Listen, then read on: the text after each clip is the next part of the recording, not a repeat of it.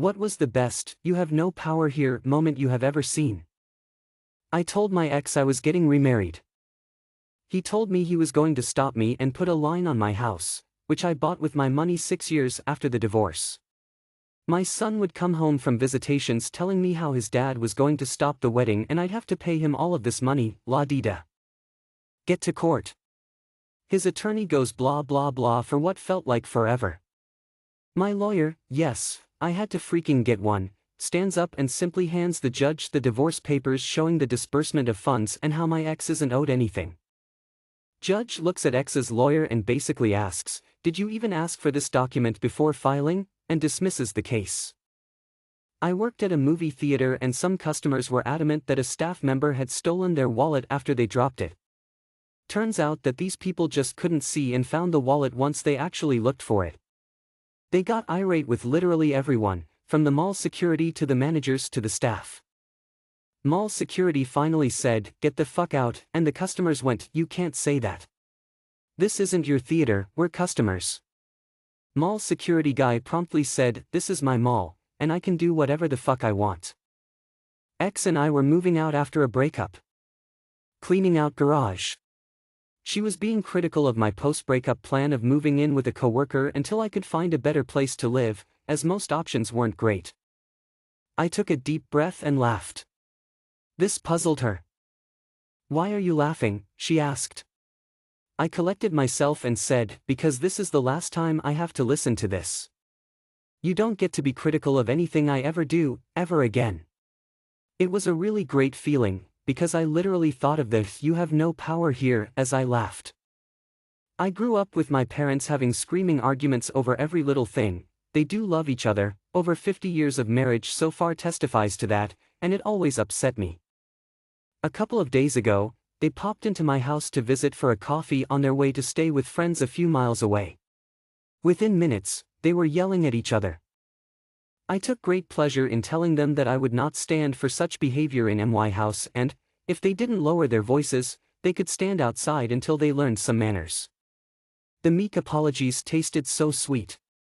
As did the coffee. Some secretary of some branch of a state agency would go on a power trip and stamp, "Do not copy," on things that she sent to local agencies. IT services for a client of mine. They paid for me to come to their office and address a problem. 8 hours minimum time.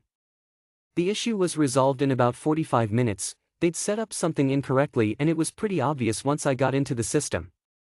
I was packing up to leave and the client stopped me. "What are you doing?" "The system is fixed so I'm headed out back to my office." "No, I paid for 8 hours, you'll do your 8 hours. If I tell you to wash my car for 8 hours that's what you'll be doing." "Right." That would be a customer we had named Nick. I'll leave his last name out to protect the stupid. He would email us and always CC editor at the Soma National newspaper. Com and most of his emails were things like, "Nothing fucking works." None of the national newspapers responded. I imagine some underling just rolled his eyes and deleted them. Finally he said, "Fix this in 5 minutes or I cancel." My manager says, "Let me see that email." He responded, "Thank you, I canceled your account. We don't want customers like you anyway. If you want to contact the media, that's your call, I'll happily provide the months of threatening emails you sent to my staff." He gave us months of headaches over a £45 per quarter account. We definitely didn't need him. I wasn't good at returning library books when I was a kid. I got lectured by my school librarian about it a lot. Fast forward 20 years and I'm a supervisor at the local public library and my former now retired school librarian goes there. One day I see her sneaking around the front desk instead of coming back to say hi to me and I immediately figure something's up. I go up to say hi and she acts exasperated and tells me she was trying to avoid me because she had overdue books. So I put on my reading glasses, pulled them down over my nose, and delivered the same lecture she'd given me countless times about being responsible and turning in books on time. I was bartending one night and these 3 guys were absolutely hammered so I cut them off.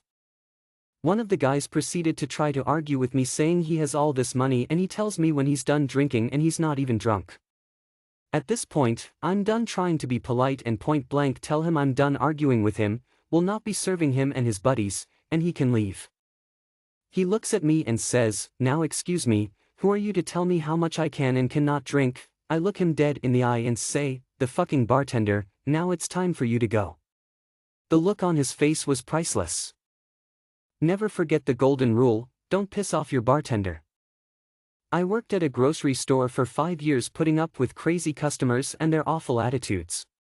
At the end of my tenure our store was set to be closed, and for the last month the store was sold to a liquidation company. Meaning we were no longer under our parent company's umbrella and were no longer concerned with retaining customer loyalty.